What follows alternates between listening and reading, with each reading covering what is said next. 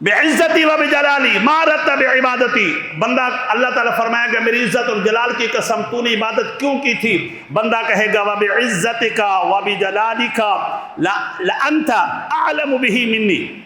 या अल्लाह मैं नहीं जानता हूँ, तेरी इज्जत की कसम, तेरे जलाल की कसम, तू तो मेरे इरादे भी जानता है, तू तो मेरे मुरादे भी जानता है।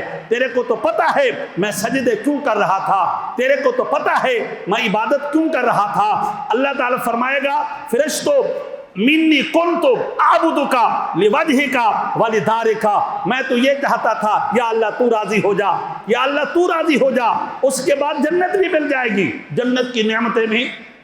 रब राजी हो गया तो हर से हमने पास है। अल्लाह ताला फरमाएगा फरिश्तों सदका अब्दी, मेरे बंदे ने सच कहा, जन्नत के 8 दरवाजे खोल दो, जिस दरवाजे से जन्नत में जाना चाहे उसको जाने दो।